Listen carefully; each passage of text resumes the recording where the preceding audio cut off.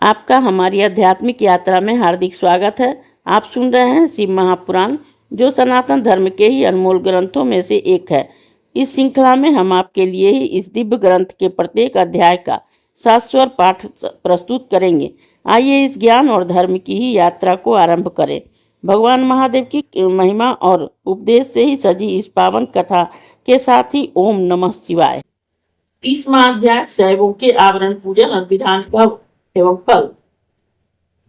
उपमन्यु बोले कि हे श्री कृष्ण, सर्वप्रथम सदाशिव के दक्षिण की ओर ही गणनायक, बाई ओर कार्तिकेय स्वामी एवं चारों ओर से ईशान से लेकर सदोजात तक ही क्रमशः उसका पूजन करें। फिर द्वितीय आवरण में ही पूर्व दिशा के पत्र में ही अनंत, वाई ओर ही उसकी शक्ति, दाई ओर शक्ति के साथ ही सूक्ष्म तत्व, पश्चिम की ओर शक्ति सहित उत्तर दिशा में एक नेत्र, ईशान कोण में एक दल ने ही शक्ति सहित रुद्र इत्यादि का ही क्रम से पूजा करें।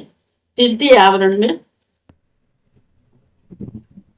क्रम से 8 मूर्तियां का पूजन करें। क्रमानुसार महादेव आदि से ही आरंभ करके ही 8 प्रतिमाओं का पूजन करें। फिर देव देव, ईशान, भवोदभय को अग्निकोण तथा पूर्व में दोनों के मध्य में पूजन करें। उसी आवरण से में वृषेंद्र का भी पूजन करना चाहिए। नंदी का ही दक्षिण में, महाकाल का उत्तर में, शास्त्रों का अग्निकोण में, मातृकाओं का दक्षिण दिशा में के दल में ही पूजन करें। गणपति के नैऋत्य कोण में पूजा करें। स्वामी कार्तिकेय के पश्चिम दिशा में, ज्येष्ठा का वायव्य कोण में, गौरी का उत्तर में, चंड को ईशान कोण में पूजन करें। फिर चौथे आवरण में ही प्रथम ध्यान करें। फिर भानु की पूर्व दल में ही, ब्रह्मा के दक्षिण में, रुद्र की पश्चिम में, विष्णु के उत्तर में। इस प्रकार इन चारों देवताओं की पूजा करें। द्वितीय आवरण में भी 4 मूर्तियों की पूजन आवश्यक है। इसके बाद ही आदित्य, भास्कर, भानु, रवि, उसका भी पूर्व आदि के ही क्रम से चारों तरफ पूजन करें। चंद्र, भौम, बुध, गुरु, शुक्र, शनि, राहु, केतु, इन 8 ग्रहों का ही तृतीय आवरण में ही पूजन करें।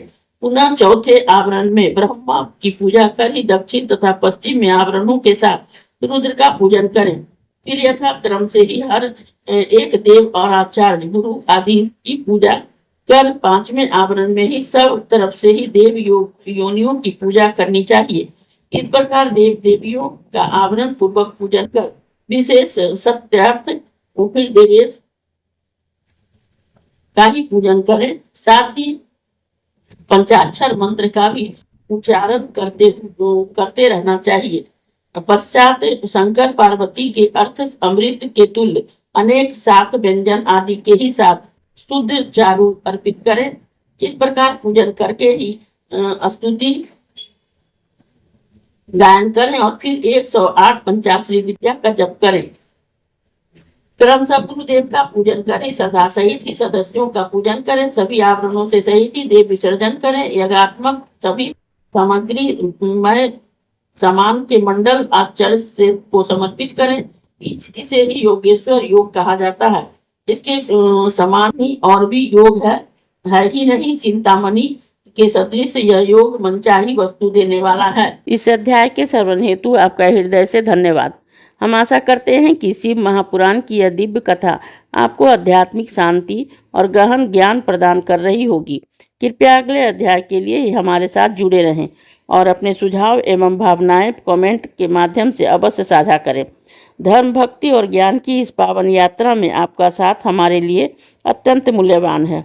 ओम नमः शिवाय। यदि यह प्रस्तुति आपको पसंद आई हो, लाइक करें, कमेंट करें, सब्सक्राइब जरूर करें, बेल आइकॉन दबाना ना भूलें ताकि अगला अध्याय आपसे छूटे नहीं।